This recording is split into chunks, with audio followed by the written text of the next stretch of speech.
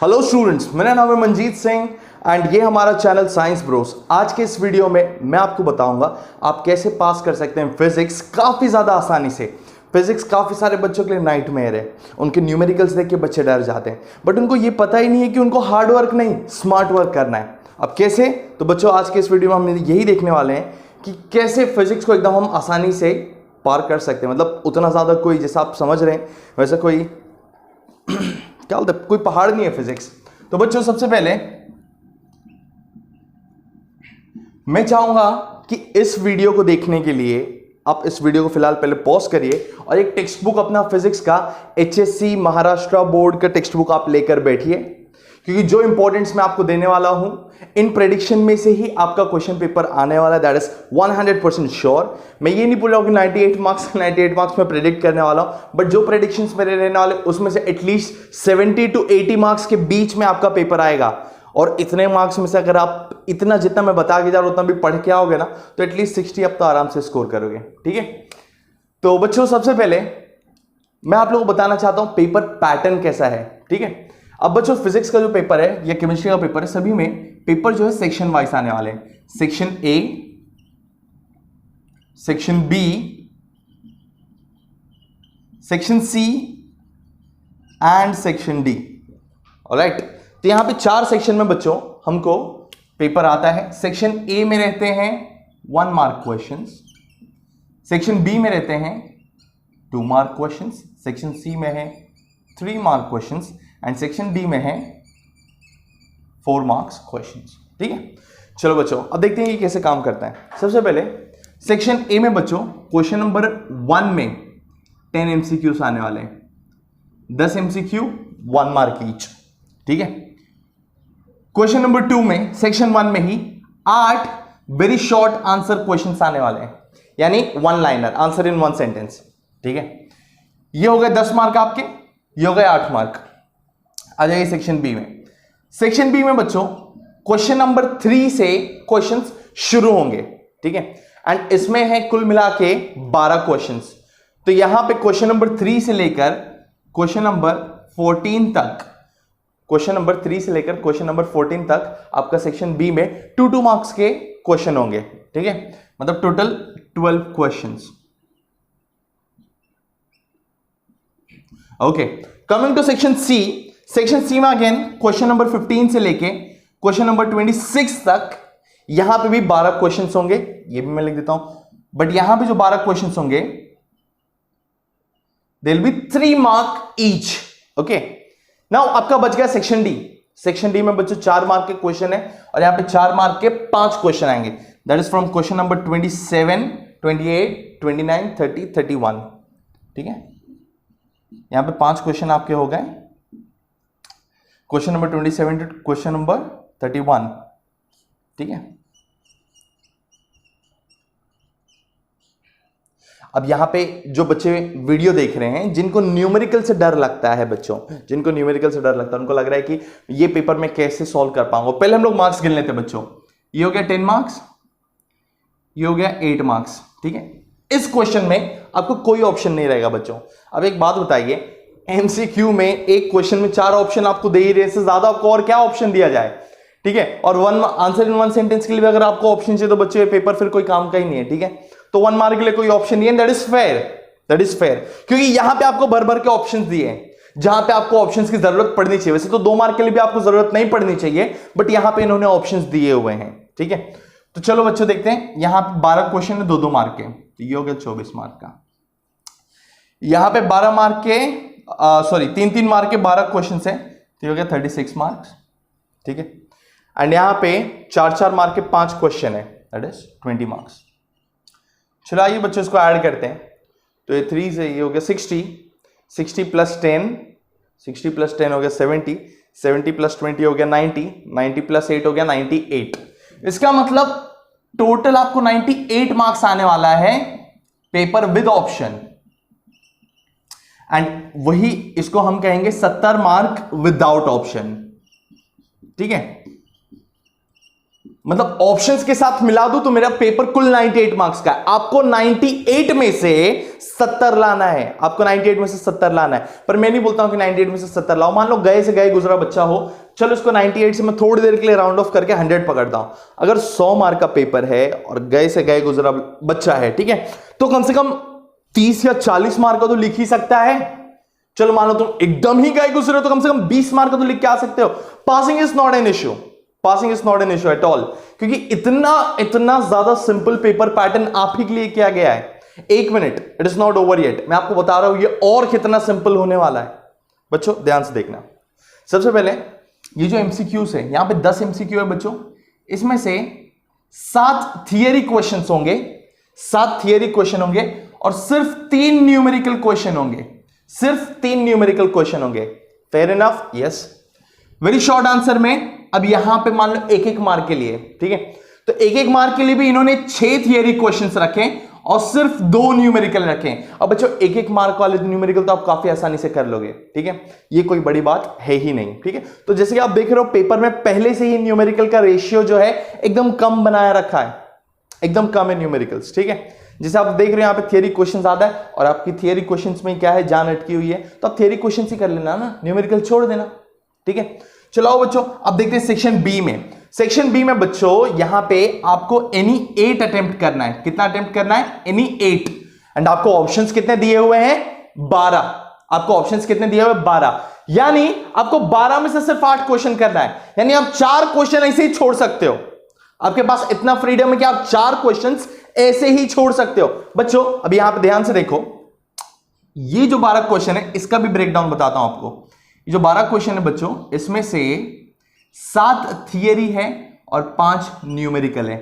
इसमें से 7 थियरी है और 5 न्यूमेरिकल है। और आपको अटेम्प्ट कितना करना है बच्चों? आपको अटेम्प्ट करना है सिर्फ 8 क्वेश्चन। अब देख रहे हैं, आप समझ रहे हैं, आपको 8 ही क्वेश्चन अटेम्प्ट करना है, जिसमें से भी इन्होंने 7 तो थियरी दे रखे हैं। तो बच्चों आप न्यूमेरिकल स्किप कर दो ना पूरी तरीके से। अगर आपको न्यूमेरिकल्स बिल्कुल भी नहीं आ रहा है तो आप 7 थियरी क्वेश्चन ही अटेम्प्ट कर लो, बराबर। मैं ये चीज बिल्कुल भी कह नहीं रहा हूं कि आप न्यूमेरिकल्स छोड़ दो। मतलब जिन बच्चों को न्यूमेरिकल से डर लगता है, ऐसा नहीं है कि आप फेल हो जाओगे, क्योंकि यहां पे 7 थियरी क्वेश्चन दे रखा है। 7 थियरी क्वेश्चन तो आप आराम से कर ही सकते हो। मान लो 7 भी आपको नहीं आ रहे हैं, आप 5 तो कर लो बच्चों, यहां पे आराम से 10 मार्क बन जाएंगे, यहां पे आराम से 10 मार्क बन जाएंगे, ठीक है। चलो आ जाते हैं 3 मार्क के क्वेश्चन में। 3 मार्क के क्वेश्चन में अगेन सेम थिंग, यहां पे 12 क्वेश्चन जिसमें से 7 थियरी होने वाले हैं एंड 5 न्यूमेरिकल होने वाले हैं। तो अगेन इसमें से आपको अटेम्प्ट कितना करना है? यहां पे भी आपको एनी 8 ही अटेम्प्ट करना है। तो बच्चों एनी 8 अटेम्प्ट करना है तो वापस से यहां पे 7 थियरी क्वेश्चन दे रखे हैं। पूरा फोकस अगर आप थियरी पे भी करो, अगर न्यूमेरिकल आप टच भी ना करो तो भी पेपर कितना आसानी से आप पास हो जा रहे हो। अब बच्चों बात आती है सेक्शन डी में, कि सेक्शन डी में तो सर 5 क्वेश्चन आने वाले और 1 क्वेश्चन 4 मार्क का होगा। इसमें क्या करेंगे सर? बड़े वाले क्वेश्चन तो हम पढ़ने ही नहीं वाले, हम छोड़ ही देंगे, हम लोग कमजोर बच्चे हैं। मैं बता रहा हूं बच्चों, ध्यान से सुनना, जो मैं कह रहा हूं ध्यान से सुनना, ठीक है। ये क्यों आपका दुश्मन नहीं है? क्योंकि बच्चों सेक्शन डी में 5 4 मार्क के क्वेश्चन आने वाले, ठीक है। 1 2 3 4 5 ऐसे 4 मार्क के 5 क्वेश्चन आने वाले हैं। रूल इज 3 क्वेश्चन में एटलीस्ट 2 मार्क का थियरी होगा, 2 मार्क का न्यूमेरिकल होगा, 2 मार्क का थियरी होगा, 2 मार्क का न्यूमेरिकल होगा, 2 मार्क का थियरी होगा, 2 मार्क का न्यूमेरिकल होगा। और ये 2 क्वेश्चन 4-4 मार्क के बड़े थियरी हो सकते हैं, जैसे एक्सप्लेन दिस, एक्सप्लेन दैट। यहां पे सरफेस एनर्जी का डेरिवेशन आप एक्सप्लेन करो, सरफेस टेंशन क्या होता है, मान लो वो आ गया, वेंडिग्राफ जनरेटर, अच्छा खैर वो आपके डिलीटेड सिलेबस में है वेंडिग्राफ जनरेटर, बट वैसे ही कुछ क्वेश्चन यहां पे आ सकता है जो बड़े बड़े क्वेश्चन है कि एक्सप्लेन दिस, एक्सप्लेन दैट, बराबर। तो यहां पे 2 बड़े क्वेश्चन आ सकते हैं, जरूरी नहीं है कि यहां पे बड़े क्वेश्चन आए, यहां पे भी ऐसा ब्रेकडाउन हो सकता है, पर मिनिमम 3 क्वेश्चंस तो ऐसे ही रहने वाले हैं। तो ये नाम का जो है, ये नाम का 4 मार्क का सेक्शन है, ये सिर्फ नाम का 4 मार्क का सेक्शन है। यहां पे एक्चुअल जो कंटेंट है वो 2-2 मार्क्स वाला ही है। देखो ना, 2 मार्क का थियरी क्वेश्चन, 2 मार्क का न्यूमेरिकल, 2 मार्क का थियरी क्वेश्चन, 2 मार्क का न्यूमेरिकल, 2 मार्क का थियरी क्वेश्चन, 2 मार्क का न्यूमेरिकल। मतलब ये सेक्शन डी जो है सेक्शन बी का ही बड़ा भाई है, खाली दिखने में खतरनाक है। यहां पे 4 मार्क का एक, मतलब क्या बोलते हैं, 4 मार्क का एक क्वेश्चन वैसा है, बट यहां पे एक्चुअल में अगर देखूं ब्रेकडाउन तो 3 क्वेश्चन आपको ऐसे ही छोटे छोटे वाले आने वाले हैं। और यहाँ पे मिनिमम अटेम्प्ट भी आपको कितना करना है, आपको यहाँ पे मिनिमम अटेम्प्ट भी करना है एनी 3। यहाँ पे आपको खाली 3 ही क्वेश्चन अटेम्प्ट करना है। मतलब ये खुद बोल रहे हैं कि हम 3 सिंपल वाले क्वेश्चन ही डालने वाले हैं, मतलब छोटे छोटे क्वेश्चन को मिला के एक बड़ा क्वेश्चन बनाएंगे बस। तो 3 सिंपल क्वेश्चन डालने वाले हैं और आपको मिनिमम अटेम्प्ट करना है 3। तो मान लो कि अगर आपको न्यूमेरिकल बिल्कुल भी आता है, इसका थियरी अटेम्प्ट कर लो, इसका थियरी अटेम्प्ट कर लो और इसका भी थियरी अटेम्प्ट कर लो, ठीक है। तो मैं बता रहा हूं कि अगर आप सिर्फ थियरी के दम पे जा रहे हो तो आप कितना मार्क्स निकालने वाले हो मिनिमम। यहां पे मान लो 7 थियरी क्वेश्चन है, चलो मान लो कि तुमको 2 नहीं आए, यहां पे मिनिमम मैं पकड़ लेता हूं 5 मार्क, यहां पे मिनिमम पकड़ लेते हैं लेट से 5 मार्क, ठीक है। यहां पे मान लो very short answer in 1 sentence है, ठीक है। वहां पे ऑप्शन गलत होने के चांसेस है, पर यहां पे तो तुम लिख के आ सकते हो 6 थियरी क्वेश्चन है, 6 थियरी क्वेश्चन। चलो मान लो यहां पे तुमने एटलीस्ट 5 थियरी क्वेश्चन सही किए, मिनिमम बता रहा हूं, ठीक है।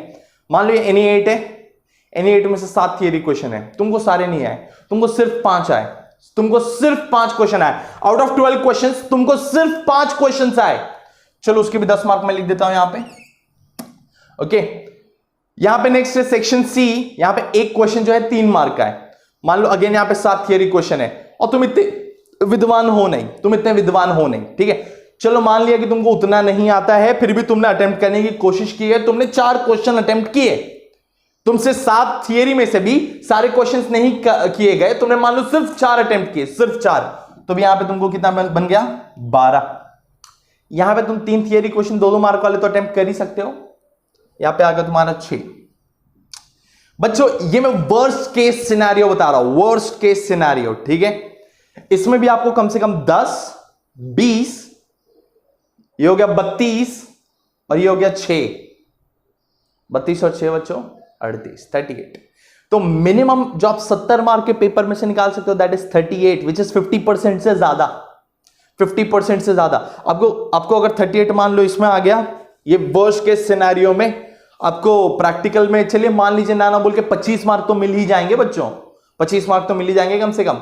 तो 38 + 25 कर लो, कितना हो गया, यहां पे हो गया 43, 63 मार्क्स हो गया वर्स्ट केस सिनेरियो में।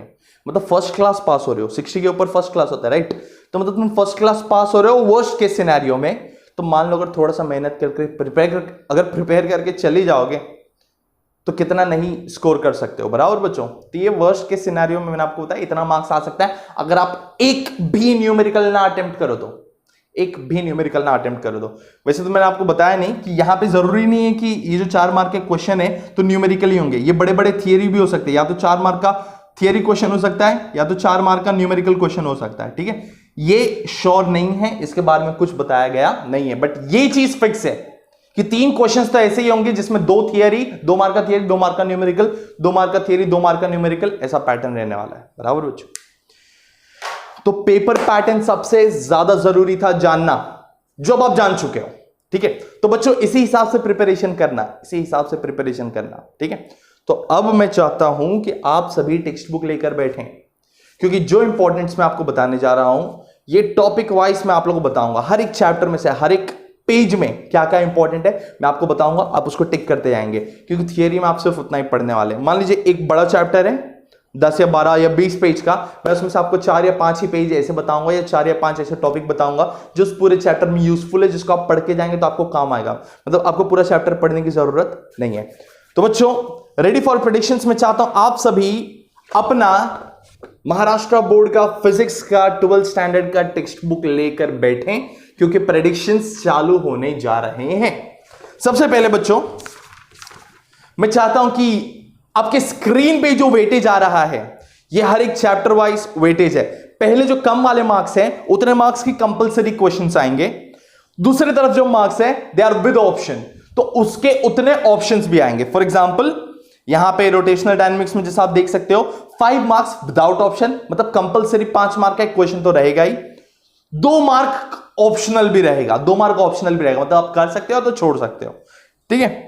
तो इसी तरीके से सारे चैप्टर्स का वेटेज दिया हुआ है। तो बच्चों सबसे पहले जरूरी है जान लेना कि आपके चैप्टर्स का वेटेज क्या है, ठीक है। तो सबसे पहला बच्चों यहां पे आप देख सकते हो जैसे कि पहले 4 चैप्टर जो हैं सभी का वेटेज इक्वल है, ऑसिलेशन का वेटेज थोड़ा सा कम है, ठीक है। सुपरपोजिशन का विद ऑप्शन थोड़ा ज्यादा है, वेव ऑप्टिक्स का भी आपकी शुरुआत के 4 चैप्टर जैसा ही है। इसमें और इंपॉर्टेंट चैप्टर है ईएमआई, इलेक्ट्रोमैग्नेटिक इंडक्शन। बाकी सारे चैप्टर्स थोड़े से कम इंपॉर्टेंट है। पर बच्चों इसमें से कुछ चैप्टर बोनस है जो मैं आपको बता दूं।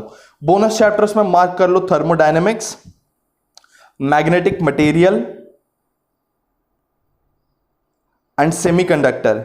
ये 3 चैप्टर्स ऐसे हैं क्योंकि इसमें जो है इंपॉर्टेंट वाला पार्ट डिलीट कर दिया गया है और इतना सा चैप्टर बच रहा है, और उसमें से भी अगर आपको मालूम है कि 4 या 5 मार्क्स आने वाला है विद या विदाउट ऑप्शन, तो आप तो उतना सा टॉपिक पढ़ के एटलीस्ट जाओगे ही ना। तो बच्चों चलो शुरुआत करते हैं सबसे पहले रोटेशनल डायनामिक्स में। रोटेशनल डायनामिक्स में पेज नंबर 1 पे काइनेमैटिक्स ऑफ सर्कुलर मोशन दिया हुआ है। बच्चों ये बेसिक्स है, ये बेसिक्स खाली पढ़ लेना। इसमें से 1 मार्क के एमसीक्यूज या शॉर्ट मतलब वेरी शॉर्ट आंसर वाले क्वेश्चंस आ सकते हैं, ठीक है। V equals R omega, S equals R theta, A equals R alpha type questions, ठीक है। तो ये बेसिक कर लेना। फिर आगे कोई भी नहीं, सीधा आओ पेज नंबर 5 पे, सीधा आओ पेज नंबर 5 पे। वहां पे आप देख सकते हो vehicle on a banked road. Vehicle on a banked road में आपको क्वेश्चन आएगा कि इसमें फाइंड आउट करो कि कितना एंगल ऑफ बैंकिंग होना चाहिए। इसका डेरिवेशन आ सकता है, इसका डेरिवेशन या न्यूमेरिकल आ सकता है। ये चीज मैं आपको बता रहा हूं। बैंकिंग ऑफ रोड का डेरिवेशन आ सकता है, न्यूमेरिकल आ सकता है, उसको टिक कर लीजिए। दूसरा पेज नंबर 7 पे आप देख रहे हैं कोनिकल पेंडुलम। बच्चों एक बार बैंकिंग ऑफ रोड छोड़ना हो तो छोड़ देना, लेकिन कोनिकल पेंडुलम कोई नहीं छोड़ेगा। कोनिकल पेंडुलम कोई नहीं छोड़ेगा। पेज नंबर 7 पे 1.3.4 कोनिकल पेंडुलम को सब लोग फटाफट टिक कर लेंगे। बच्चों बढ़ते हैं आगे। बच्चों अब come to page number 15, come to page number 15। बच्चों सबसे पहला पेज नंबर 15 में 1.7.1 थियरम ऑफ पैरेलल एक्सिस आप देख सकते हैं, वो आपको करना ही है वो। और 1.7.2 थियरम ऑफ परपेंडिकुलर एक्सिस। बच्चों बात ऐसा है, जो साल पैरेलल आता है वो साल परपेंडिकुलर नहीं आता है, जो साल परपेंडिकुलर आता है वो साल पैरेलल नहीं आता है। ये दोनों तो आते ही हैं, ये दोनों तो आते ही हैं। और अगर इस चैप्टर से न्यूमेरिकल आ रहा है, अगर इस चैप्टर से न्यूमेरिकल आ रहा है, तो बच्चों application of parallel and perpendicular axis के न्यूमेरिकल्स तो पक्का आएंगे ही। वापस से मैं जो बोल रहा हूं ध्यान से सुन लीजिए। यहां पे जो आगे वाला जो टॉपिक है दैट इज एप्लीकेशन, मैं बता रहा हूं कौन से पेज पे है। अब आ जाइए पेज नंबर 21 पे। पेज नंबर 21 पे ये येलो कलर का जो टेबल देख रहे हैं आप, ये येलो कलर का जो टेबल देख रहे हैं, इसमें जो फॉर्मूला है जो नेक्स्ट पेज तक कंटिन्यू हो रहा है, ये जो फॉर्मूला है इनके बेसिस पे न्यूमेरिकल पक्का आएगा। तो जो न्यूमेरिकल्स के लिए प्रिपेयर कर रहे हैं वो इनके न्यूमेरिकल्स 100% कर ले। बच्चों that's all for chapter number 1। फटाफट आ जाइए चैप्टर नंबर 2 पे। बच्चों फ्लूइड मैकेनिक्स एक ऐसा चैप्टर था जो ये साल नया आया था। इसमें नया वैसे कुछ नहीं था, ये पिछले साल के सरफेस टेंशन जैसा ही था। इसमें खाली 11th स्टैंडर्ड का फ्लूइड मैकेनिक्स वाला पार्ट जो है जोड़ दिया गया था। तो बच्चों इसमें हुआ ये कि वापस से जब रिवाइज्ड डिलीटेड सिलेबस का पीडीएफ आया तो वही 11th स्टैंडर्ड वाला जो पार्ट था उसको वापस से कट ऑफ कर दिया।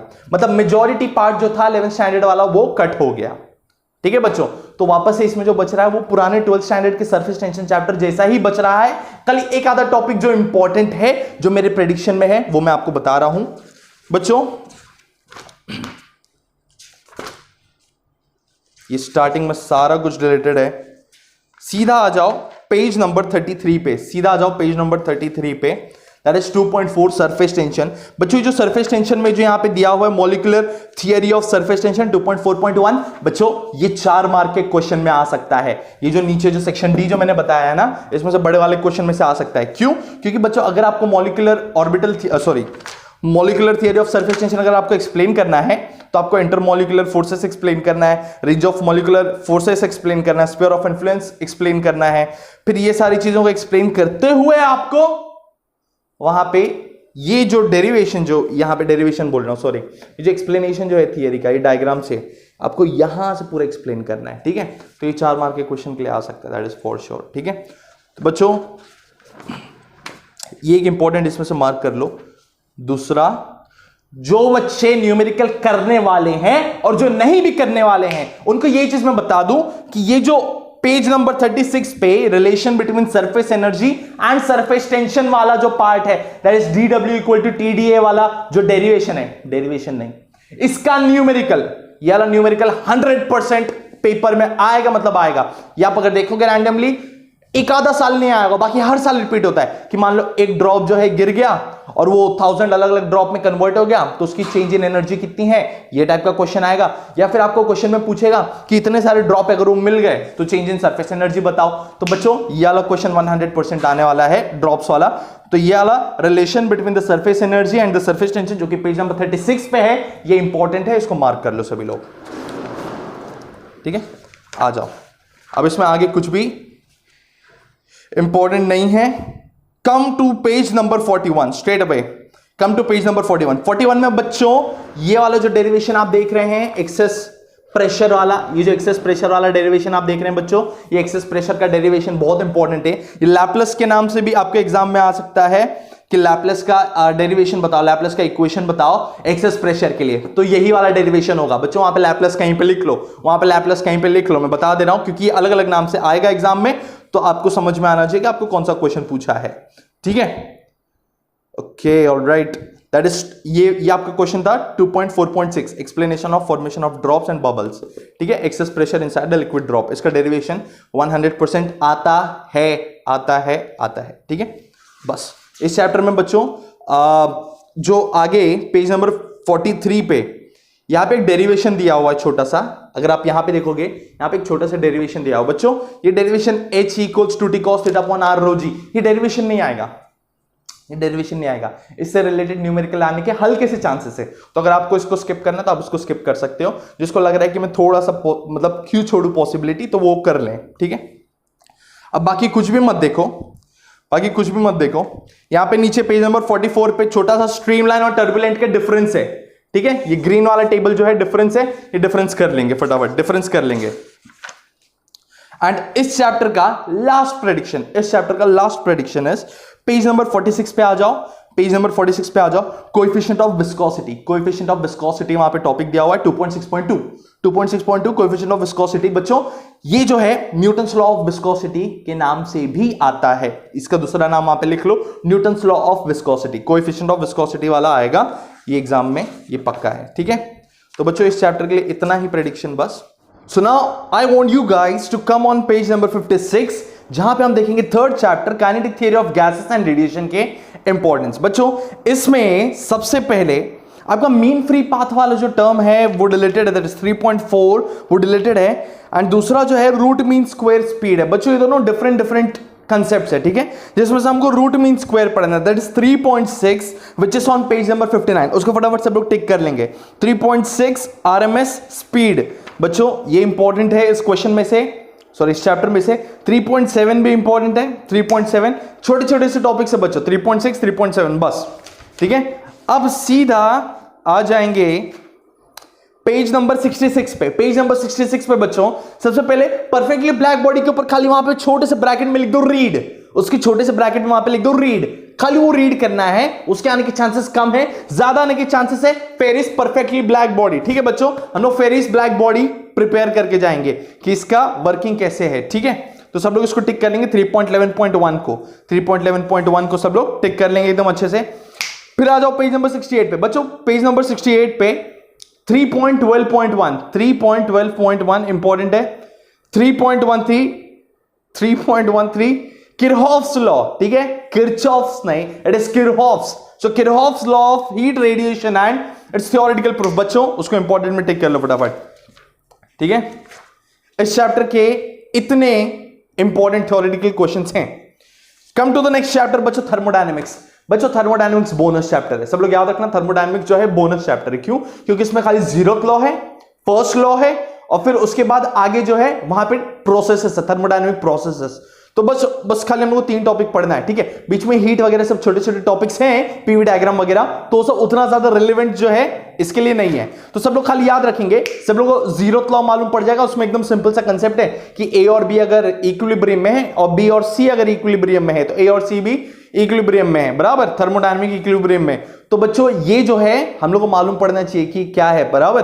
तो जीरोथ लॉ जो है एकदम सिंपल है, जीरोथ लॉ सब लोग कर लेंगे, फर्स्ट लॉ ऑफ थर्मोडायनेमिक्स कर लेंगे, एंड ये सारे प्रोसेसेस कर लेंगे, थर्मोडायनेमिक प्रोसेसेस जो इसमें आता है। थर्मोडायनेमिक प्रोसेसेस अगर आप आओगे तो यहाँ पे बहुत सारे टाइप है। Come to page number 88 straight away, come to page number 88, यहां पे से शुरू हो रहा है 4.7.3, यहां से शुरू हो रहा है बच्चों। बट हम लोग को ये पूरा नहीं करना है, हमको सिर्फ 4 प्रोसेसेस अच्छे से करने हैं।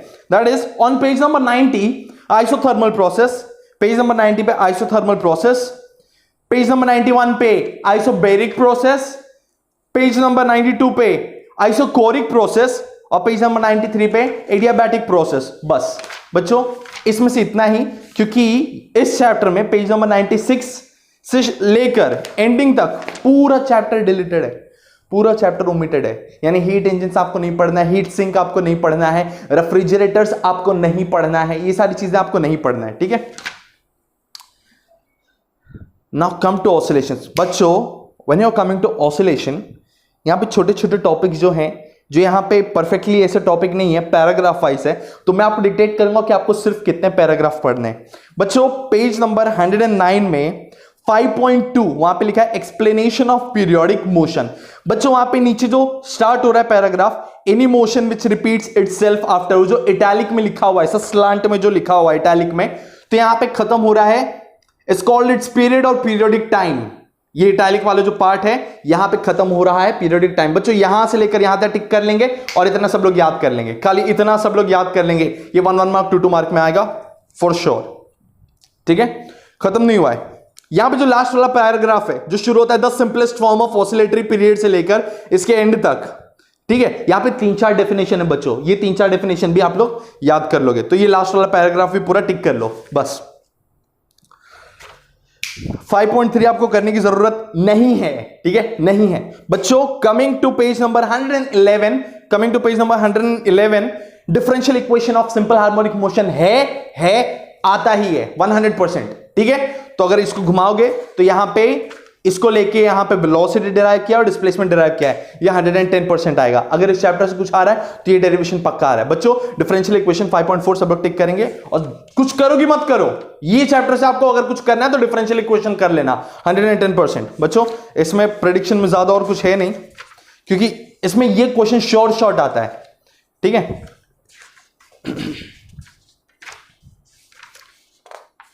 इसमें बच्चे लोग एक और प्रेडिक्शन है, दैट इज यहां पे लॉस ऑफ सिंपल पेंडुलम है। बच्चों कम टू पेज नंबर 122। बच्चों यहां पे सिंपल पेंडुलम दिया हुआ है, ये जो सिंपल पेंडुलम दिया है बच्चों, जितना भी यहां पे इटैलिक में लिखा हुआ है ये पूरा आएगा, जितना भी इटैलिक में लिखा है ये पूरा आएगा, ठीक है।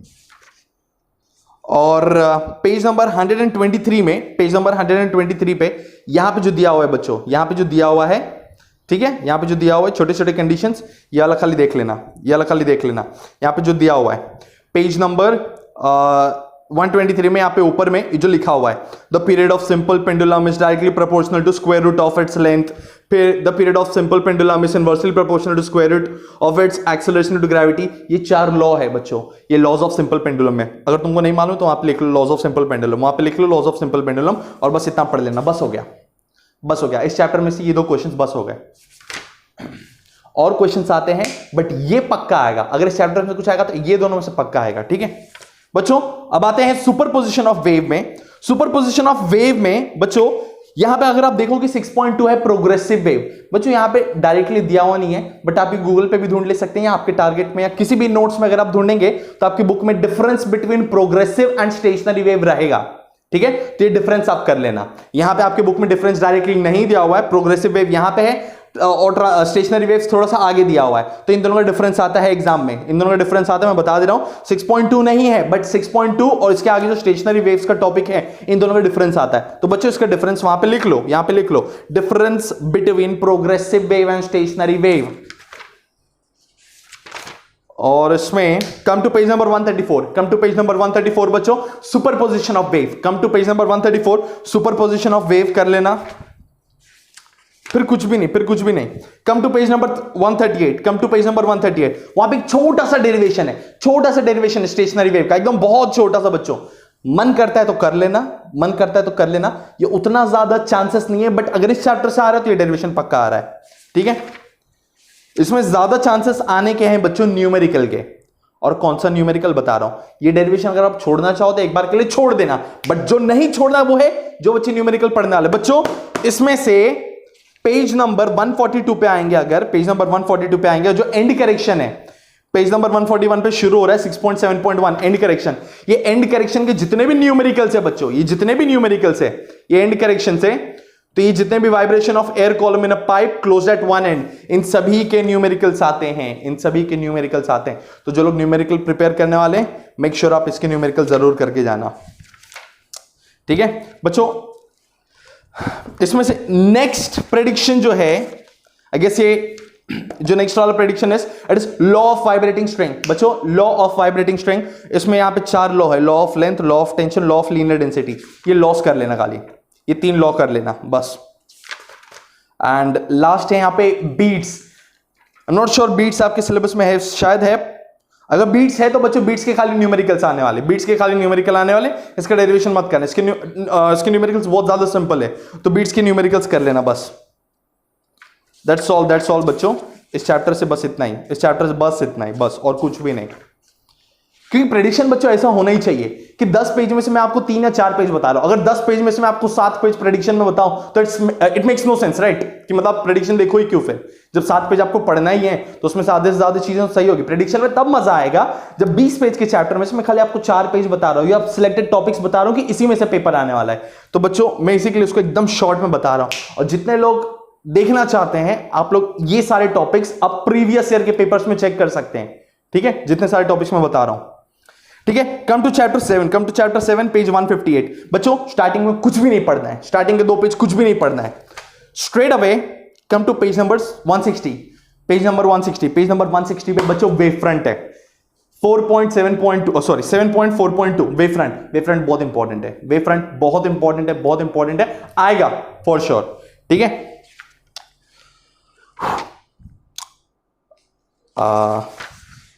इसके बाद बच्चों इंटरफेरेंस है। इसके बाद यहां पे इंटरफेरेंस है बच्चों। इंटरफेरेंस इंडिविजुअली नहीं आएगा, इंटरफेरेंस के न्यूमेरिकल्स आएंगे, मतलब। और अगर इंटरफेरेंस का थियरी आएगा तो इंडिविजुअली नहीं आएगा, मैं आपको बता रहा हूं। इसका और डायफ्रैक्शन का डिफरेंस पूछेगा, जैसे प्रोग्रेसिव और स्टेशनरी का पूछ रहा था, तो वैसे इंटरफेरेंस और डायफ्रैक्शन का डिफरेंस पूछेगा। तो यहां पे ऊपर लिख लो, इंटरफेरेंस के ऊपर लिख लो कि difference between interference and diffraction के हमको क्या करना है, नोट्स बनाने हैं, ठीक है? तो इसका डिफरेंस आने वाला है, ये पक्का लिख लो।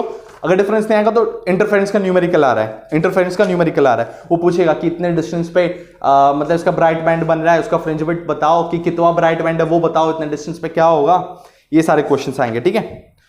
देन बच्चों एक छोटा सा नया टॉपिक इंट्रोड्यूस हुआ है ये साल, 174 पे अगर आप वहां पे देखोगे, लॉयड्स मिरर नया टॉपिक है ये साल, छोटा सा है। इसके बारे में मैं श्योर नहीं हूं कि एग्जाम में आएगा या नहीं आएगा, because this is a new topic, but मेरे हिसाब से ज्यादा बड़ा है भी नहीं। यहां पे खाली 4-5 लाइन अगर इसका देख लोगे तो 3 मार्क का तुम्हारा आंसर बन जाए। तो Lloyd's mirror of Fresnel biprism कर लेना खाली, ठीक है? बस बच्चों, बस इसमें से इतना ही, बाकी रेजोल्यूशन वगैरह सब डिलीटेड है। Come to electrostatics. बच्चों इलेक्ट्रोस्टैटिक्स में पेज नंबर 188 पे आ जाओ, वहां पे electric potential and potential energy. बच्चों इलेक्ट्रोस्टैटिक्स काफी इंपॉर्टेंट चैप्टर है, ठीक है?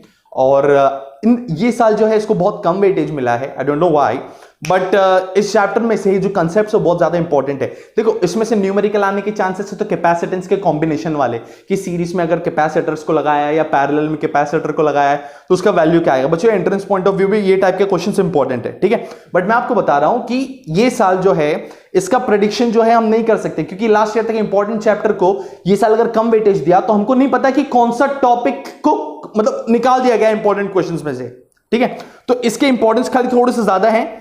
8.3 आपको करना है पूरा, 8.4 आपको करना है पूरा, ठीक है? वैसे पूरा मतलब 10 पेज नहीं है, वो इत्तू सा है खाली, ठीक है? छोटा सा डेरिवेशन है यहां से लेकर यहां तक बस।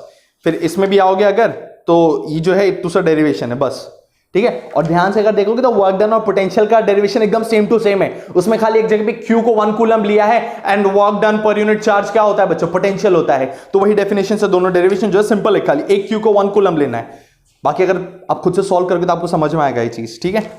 अच्छा बच्चों ये प्रेडिक्शन के बाद पेज नंबर 194 पे कुछ नहीं, 195 पे कुछ नहीं, 196 पे कुछ नहीं, 197 में ऊपर सबसे ऊपर देखो यहाँ पे बी लिखा हुआ है, पेज नंबर 197 सबसे ऊपर बी लिखा हुआ है, बी, उसको टिक कर लो फटाफट, उसको टिक कर लो बच्चों। वीडियो को पॉज कर करके पेज ढूंढ ढूंढ के टिक करो जो चीज मैं बोल रहा हूं, ठीक है। Now straight away come to page number 204 combination of capacitors, capacitor in series, capacitor in parallel. बच्चों इसका थियरी नहीं आएगा, उसका न्यूमेरिकल आएगा, इसका थियरी नहीं आएगा, इसका न्यूमेरिकल आएगा। 2 दफा बोल दिया हूं, इसको ध्यान से मार्क कर लो, ठीक है। बाकी आगे डिलीटेड डिस्प्लेसमेंट करंट और वेंडिग्राफ जनरेटर। बच्चों नेक्स्ट इज करंट इलेक्ट्रिसिटी। बच्चों करंट इलेक्ट्रिसिटी में से सबसे सिंपल किरचॉफ्स करंट लॉ और किरचॉफ्स वोल्टेज लॉ, ये दोनों आ सकता है। आपको स्टेटमेंट पूछेगा कि क्या है तो आपको स्टेटमेंट लिखना आना चाहिए, नंबर 1। दूसरा, और कुछ पूछेगा तो इसमें से आपको पूछ सकता है व्हिटस्टन मीटर ब्रिज के न्यूमेरिकल्स, व्हिटस्टन मीटर ब्रिज के न्यूमेरिकल्स, ठीक है। तो बच्चों आ जाओ फटाफट सब लोग टिक करो। पेज नंबर 214 पे Kirchhoff's law of electrical network, ठीक है। इसमें दोनों लॉ कर लेना, ठीक है, करंट लॉ भी कर लेना, वोल्टेज लॉ भी कर लेना। तो सबसे पहला Kirchhoff's law of electrical network, ये पूरा टॉपिक करेंगे। यहां पे इसमें 2 लॉ है, 9.2.1 और 9.2.2, बस, ठीक है। व्हिटस्टन का न्यूमेरिकल आएगा, 9.3 का न्यूमेरिकल आएगा, इसका थियरी मत करना, इसका न्यूमेरिकल आएगा, इसका थियरी मत करना, इसका न्यूमेरिकल आएगा, ठीक है। इसका थियरी भी सिंपल ही है, इसका न्यूमेरिकल और थियरी दोनों ऑलमोस्ट सेम है, ठीक है। ओके बच्चों इसका हो गया। फिर बच्चों पोटेंशियोमीटर में पूरा मत पढ़ने आना, पोटेंशियोमीटर में जो बोल रहा हूं खाली उतना पढ़ना। पेज नंबर 223 पे यहां पे एप्लीकेशन ऑफ पोटेंशियोमीटर में वोल्टेज डिवाइडर देख रहे हो, एप्लीकेशन ऑफ पोटेंशियोमीटर में वोल्टेज डिवाइडर, ये वोल्टेज डिवाइडर कर लेना, ये वोल्टेज डिवाइडर कर लेना। एंड लास्ट यहां पे 9.4.3, यहां पे मैंने खुद भी लिख के रखा है, सबसे इंपॉर्टेंट। अगर थियरी क्वेश्चन आ रहा है इस चैप्टर से तो ये तो आ ही रहा है बच्चों। क्या लिख लो यहां पे, advantages of potentiometer over voltmeter, ये खत्म, ठीक है, ये चैप्टर में ये खत्म। बच्चों ऐसा हुआ करता था कि लास्ट ईयर जो था इस चैप्टर का हिस्सा करंट इलेक्ट्रिसिटी में एक छोटा सा सेगमेंट ऐड किया गया है, that is converting a galvanometer into an ammeter और वोल्टमीटर, ठीक है। ये दूसरे चैप्टर में हुआ करता था, ये एमईसी में हुआ करता, magnetic effect of an electric current में, बट ये साल ये इस चैप्टर में जोड़ दिया गया है। और ये हिस्सा भी बच्चों इंपॉर्टेंट है, ये एग्जाम में आते हैं, इसके कन्वर्जन वाले न्यूमेरिकल्स, तो ये भी इंपॉर्टेंट है। तो बच्चों 9.5.1 तो ये डेरिवेशन नहीं आएगा, इसका न्यूमेरिकल आएगा। 9.5.1 और 9.5.2 इन दोनों का न्यूमेरिकल आएगा, थियरी नहीं, न्यूमेरिकल आएगा इन दोनों का, ठीक है बच्चों। इसको टिक कर लो सभी लोग। Come to next chapter 10 magnetic fields due to electric current, page number 230, ठीक है बच्चों। इस चैप्टर में स्टार्टिंग में कुछ भी इंपॉर्टेंट नहीं है, साइक्लोट्रॉन इंपॉर्टेंट हुआ करता था बच्चों, साइक्लोट्रॉन इंपॉर्टेंट हुआ करता था, बट ये जो साल है साइक्लोट्रॉन जो है रिलेटेड सिलेबस में चला गया है, तो हेलिकल मोशन वगैरह सब कुछ भी नहीं आने वाला है, ठीक है।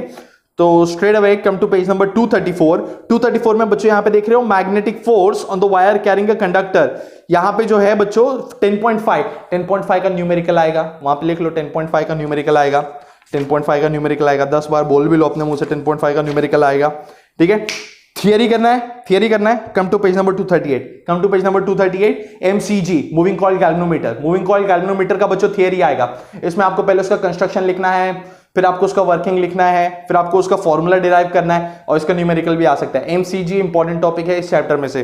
Directly come to page number 238 MCG आपको कर लेना है, खत्म बात, ठीक है। छोटा सा फिर 10.10 में बार्ट-सावर्ट लॉ है, छोटा सा 10.10 में बार्ट-सावर्ट लॉ, ये पूरा आपको करने नहीं जाना है, ठीक है, ये पूरा आपको करने नहीं जाना है, आपको खाली बार्ट-सावर्ट लॉ का यहाँ पे खाली स्टेटमेंट लिखना है, स्टेटमेंट लिखने के बाद खाली ये छोटा सा ये जो डेरिवेशन जैसा दिख रहा है ये खाली वहां पे इक्वेशन बना के आ जाना है, बस, और कुछ नहीं बच्चों। Now come to page number 245, come to page number 245 straight away, come to page number 245 Ampere's law, ये आएगा।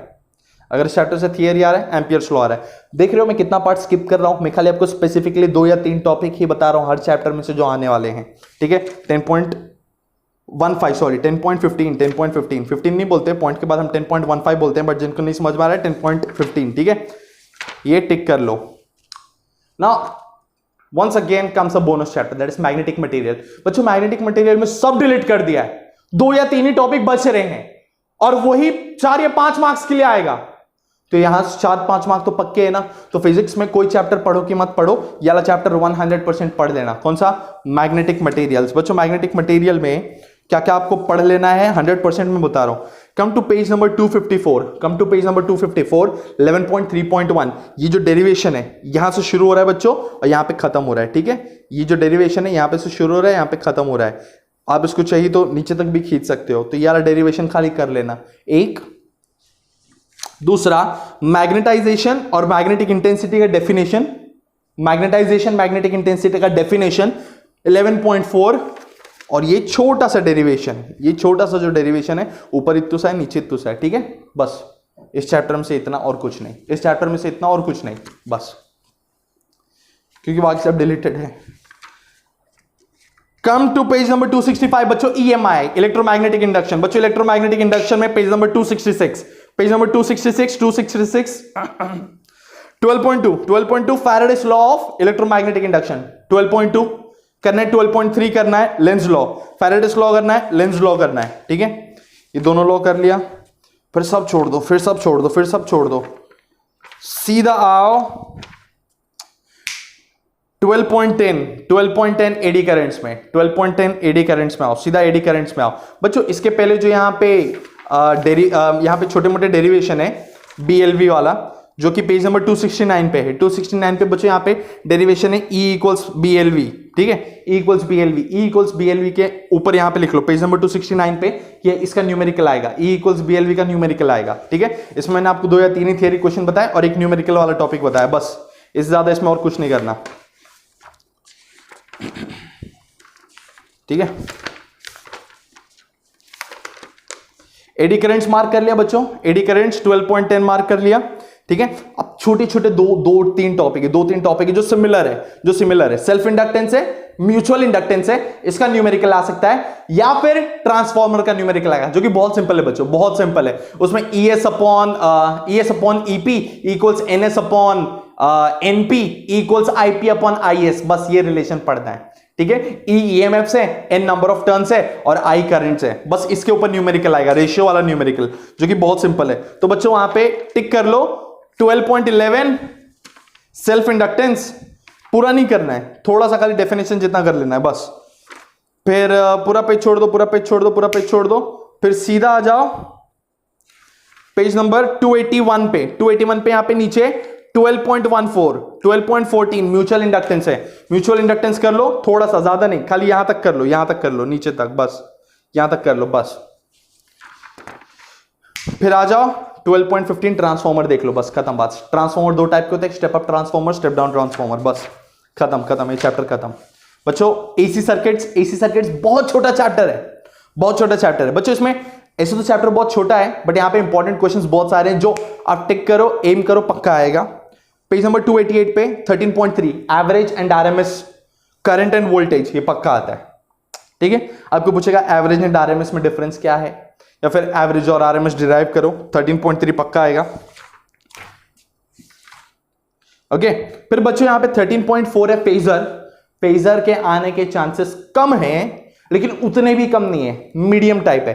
तो अगर आप सीरियस हो तो 13.4 टिक कर लो। अगर आप चाहते हो कि सर मैं कम पढ़ के भी थोड़ा ज्यादा स्कोर करना चाहता हूं, तो आप 13.4 छोड़ दो, चलेगा, 13.4 छोड़ दो, चलेगा, ठीक है। लेकिन 13.4 में स्पेसिफिकली कुछ पॉइंट्स है जो आपको करने हैं, जो कि पेज नंबर 292 पे आ जाओ, पेज नंबर 292 पे आ जाओ। यहां पे इस डायग्राम के नीचे इंडक्टिव रिएक्टेंस लिखा हुआ है। इंडक्टिव रिएक्टेंस छोटा सा फॉर्मूला है, XL equals omega L equals 2πfl, ठीक है। ये फॉर्मूला कर लेना, बस इतना फॉर्मूला कर लेना, ठीक है।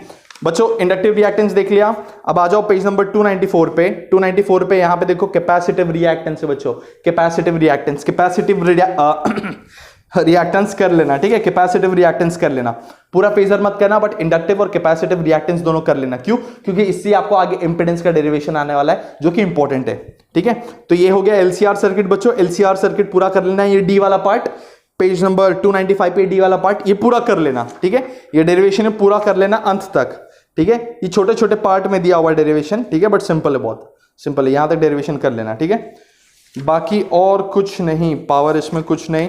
LC ऑसिलेशन छोटा सा टॉपिक है, LC ऑसिलेशन छोटा सा टॉपिक है जहां से रेजोनेंट फ्रीक्वेंसी जुड़ा हुआ है, तो FR equals 1/2 pi root LC, इसका न्यूमेरिकल आ सकता है, ठीक है।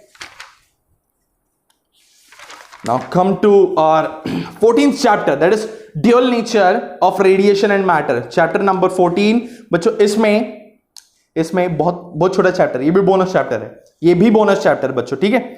इसमें जो है द फोटो इलेक्ट्रिक इफेक्ट जो है, फोटो इलेक्ट्रिक इफेक्ट 14.2 ये पक्का आएगा, ठीक है।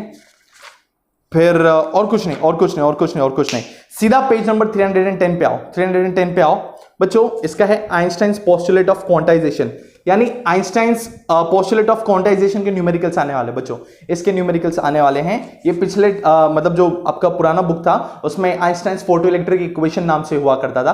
तो बच्चों इसका एक बहुत सुंदर सा मैट्रिक्स बनता है, ये मैट्रिक्स जो है बहुत सिंपल है, ठीक है। तो ये जो मैट्रिक्स है अगर आपने फिगर आउट कर लिया है, अगर आपको ये मैट्रिक्स मालूम है तो इसके न्यूमेरिकल्स कर लेना, आइंस्टाइन्स फोटो इलेक्ट्रिक इक्वेशन के न्यूमेरिकल्स कर लेना, ठीक है। ओके, इसके न्यूमेरिकल्स आएंगे, इसका थियरी नहीं आएगा पक्का, इसके सिर्फ न्यूमेरिकल्स आएंगे, इसके न्यूमेरिकल्स कर लेना। और ये जो फोटो इलेक्ट्रिक इफेक्ट बोला है, एक थियरी क्वेश्चन इतू सा है, बस इतू सा है, ये कर लेना, इस चैप्टर में से ये दो चीज कर लेना। आगे जो है इसमें और कुछ इंपॉर्टेंट नहीं है, ठीक है, बस इतना ही। डेविसन गार्मर एक्सपेरिमेंट इंपॉर्टेंट था बट वो डिलीट कर दिया ये सिलेबस में, मतलब ये साल 25% में वो भी चला गया। सेकेंड लास्ट चैप्टर बच्चों, बड़ा चैप्टर है बट इंपॉर्टेंट है, ठीक है, 15th चैप्टर बच्चों। इसमें से भी मैं आपको स्पेसिफिकली कुछ पार्ट्स बताने वाला हूं जो आपको पढ़ना है, आपको पूरा चैप्टर नहीं पढ़ना है बच्चों। यहाँ पे 15.4 रुदरफोर्ड एटॉमिक मॉडल है। आपको रुदरफोर्ड एटॉमिक मॉडल आप बचपन से पढ़ते आ रहे हो बच्चों, आप लोगों को मालूम है, गोल्ड फॉइल लगाते थे, अल्फा पार्टिकल छोड़ते थे, कुछ पीछे आते थे, कुछ रिफ्लेक्ट हो जाते थे, कुछ पार हो जाते थे, ज्यादातर पार हो जाते थे, बराबर। इससे एटॉमिक स्ट्रक्चर जो है प्रेडिक्ट किया जाता था, तो ये तो आपको मालूम ही है। बट हमको ये नहीं पढ़ना है, हमको क्या पढ़ना है बच्चों, हमको डिफिकल्टीज विद रुदरफोर्ड मॉडल पढ़ना है, 15.4.1 पढ़ना है। क्या पढ़ना है? 15.4.1 पढ़ना है, ठीक है बच्चों। 15.5 पढ़ना है एटॉमिक स्पेक्ट्रा। क्या पढ़ना है? एटॉमिक स्पेक्ट्रा बच्चों। ये एग्जाम में ड्रॉ करने के लिए आएगा, 4 मार्क के क्वेश्चंस में से आएगा, ये 4 या 3 मार्क के क्वेश्चंस में से आएगा, मैं बता दे रहा हूं, ठीक है बच्चों। नेक्स्ट इज ये जो बोर्स एटॉमिक मॉडल है, बोर्स एटॉमिक मॉडल है बच्चों, इसका एक भी डेरिवेशन नहीं आएगा, इसका एक भी डेरिवेशन नहीं आएगा, इसके सिर्फ न्यूमेरिकल्स आने वाले हैं। तो बोर्स एटॉमिक मॉडल के बेसिस पे जितने भी फॉर्मूला है बच्चों, ये जितने भी फॉर्मूला है, रेडियस पूछेगा आपको, वेलोसिटी पूछेगा आपको, तो ये सारे ये जो डेरिवेशन है, डेरिवेशन नहीं आएगा, इसके खाली आपको ये आएगा, क्या बोलते हैं, न्यूमेरिकल आएगा। तो फॉर्मूला याद करके जाना है बस, ठीक है, फॉर्मूला याद करके जाना है।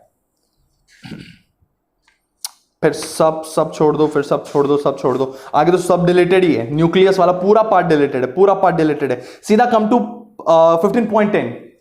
15.10 law of radioactive decay, सीधा law of radioactive decay. इसमें भी बच्चों डेरिवेशन कर लेना, सेफर साइड छोटा सा डेरिवेशन है, ये वाला डेरिवेशन कर लेना और हाफ लाइफ कर लेना, ये वाला डेरिवेशन कर लेना और हाफ लाइफ कर लेना, बता दे रहा हूं, ये डेरिवेशन कर लेना, हाफ लाइफ कर लेना, इसके न्यूमेरिकल्स कर लेना, बस इस चैप्टर में से इतना ही, इस चैप्टर में से बस इतना ही और कुछ नहीं, ठीक है बच्चों।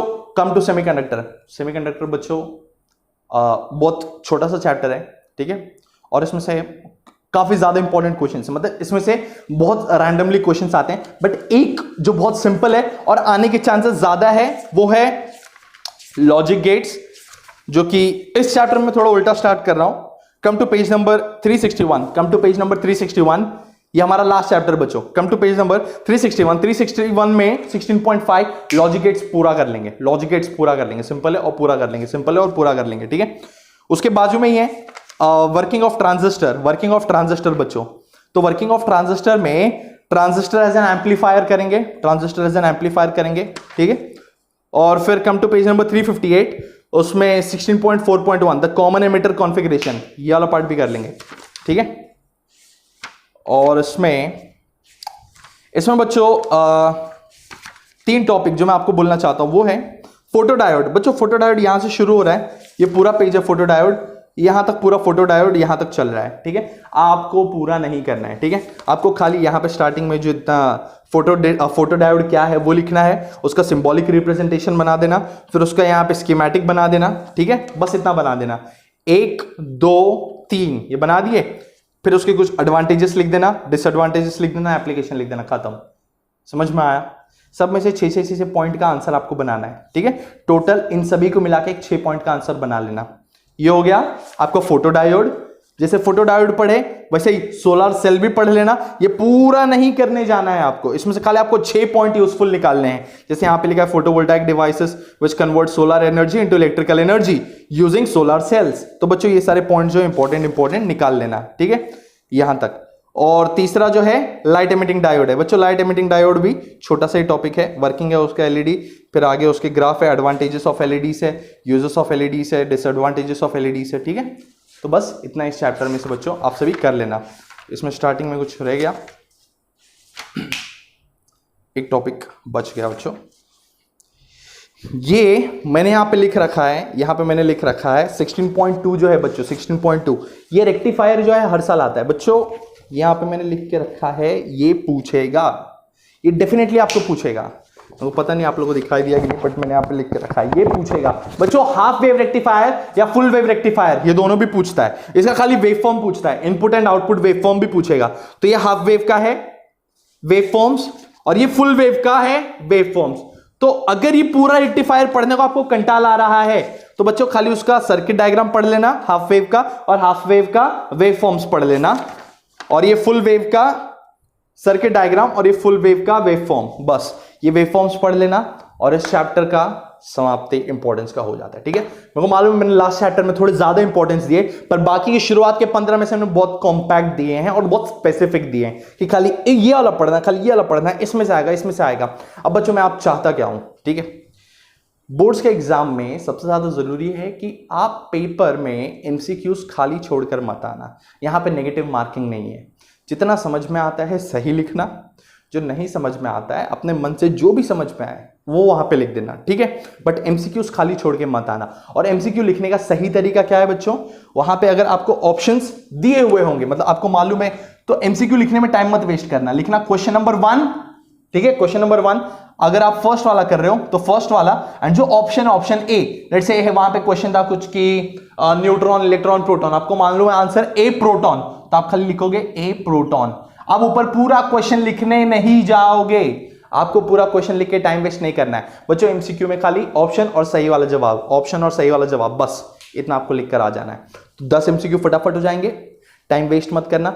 1 मार्क्स के क्वेश्चन भी साथ में कर लेना बच्चों। इसमें आपको फ्रीडम है कि आप कोई भी सेक्शन पहले अटेम्प्ट कर सकते हैं, बट आप ऐसा नहीं कर सकते कि सेक्शन ए का क्वेश्चन नंबर 1 किया, फिर सेक्शन बी का क्वेश्चन नंबर 3, 4 किया, फिर बाद में इसका क्वेश्चन नंबर 2 किया। वैसा नहीं करना प्लीज। वो कोई भी चेक करेगा उसके लिए इरिटेटिंग हो जाएगा। अगर आप मुझे भी ऐसा पेपर दोगे तो मैं भी क्या बोलो, ठीक है। तो पहले पूरा सेक्शन ए करना, फिर सेक्शन बी करना, सेक्शन सी करना, सेक्शन डी करना, तुमको जैसा मन करे। पहले सेक्शन डी करना है, फिर बी करना है, फिर ए करना है, फिर सी करना, तो वैसा भी करना, लेकिन पूरा सेक्शन अटेम्प्ट करके दूसरा सेक्शन पे जाना। एक और चीज, नए सेक्शन पे जा रहे हो तो नया पेज लेना, बहुत इंपॉर्टेंट है। दूसरा, बोर्ड्स में बच्चों आपको 15 या 20 मिनट जल्दी आपको क्वेश्चन पेपर दे देते हैं, क्योंकि वो चाहते हैं कि पहले आप पेपर से गो थ्रू कर लो कि पेपर में आपको क्या सारी चीजें आती है, ठीक है। अब बहुत स्पेसिफिक रहना, बहुत स्पेसिफिक रहना कि पेपर में मुझे क्या सारे क्वेश्चंस अटेम्प्ट करने हैं। उठ पीट के सारे क्वेश्चंस अटेम्प्ट करने मत चले जाना, ठीक है बच्चों। तो ये सारी जो टिप्स जो मैं आपको दे रहा हूं, इन सबको ध्यान में रखते हुए सबसे पहले आपको बोर्ड्स का पेपर अटेम्प्ट करने के लिए 2-3 चीजें जो मैं और बताना चाह रहा हूं, सब लोग ध्यान से सुनना। बोर्ड का एग्जाम देने के लिए डायरेक्ट मत चले जाना, पहले घर पे 3-4 पेपर सॉल्व करके जाना पर सब्जेक्ट, 3-4 पेपर पर सब्जेक्ट सॉल्व करके जाना। समझ में आया? ये चीज सबसे ज्यादा इंपॉर्टेंट है, क्योंकि मैं नहीं चाहता कि ब्लैंक, मतलब पेपर के दिन जाओ सीधा वहां पे होकर ब्लैंक चले आओ, ठीक है। तो 3-4 पेपर घर पे से सॉल्व करके जाना। सबसे पहले जब पेपर देने बैठोगे टाइम पे सेंटर पे पहुंचना। हड़बड़ी में सेंटर में पहुंचोगे गाय में, फिर वहां पे तुमको सेंटर में अंदर लेंगे नहीं, कोविड प्रोटोकॉल्स फॉलो करने बोलेंगे वगैरह वगैरह, उसमें बहुत लोचा हो जाएगा, ठीक है। तो टाइम पे सेंटर पे पहुंचना, ताकि आराम से शांत मन से सेंटर के अंदर अपने सीट पे चले जाओ। सीट पे चले जाओगे, 15 मिनट पहले क्वेश्चन पेपर मिल जाएगा, सर देख लेना कितने मुझे आते हैं, कितने मुझे नहीं आते, कौन से अटेम्प्ट करने हैं। फिर जब आंसर शीट मिलेगा तो टाइम पे अटेम्प्ट करना शुरू कर देना, ठीक है बच्चों। समझ में आया सभी को? पेपर नीट एंड क्लीन रखना, सेक्शन जो है नए पेज पे लिखना, ठीक है। पूरे साथ एक सेक्शन कर लेना। न्यूमेरिकल से मत डरना, क्योंकि मैंने आपको बताया कि थियरी का कितना वेटेज है, ठीक है। और 98 मार्क्स के पेपर में आपको 70 मार्क का पेपर लिख कर आना है। दैट्स ऑल बच्चों, बराबर। सो आई होप आपको ये वीडियो जो है बहुत ज्यादा यूजफुल लगा। मैं सब्सक्राइब करने नहीं बोलूंगा, तुम्हारे हाथ में, तुम्हारी मर्जी, बट बच्चों जो टिप्स मैंने दिए हैं उसको जरूर फॉलो करना। So that's all for today बच्चों, all the best, and I hope आपका फिजिक्स का पेपर, बाकी सारे पेपर्स भी अच्छे जाएं।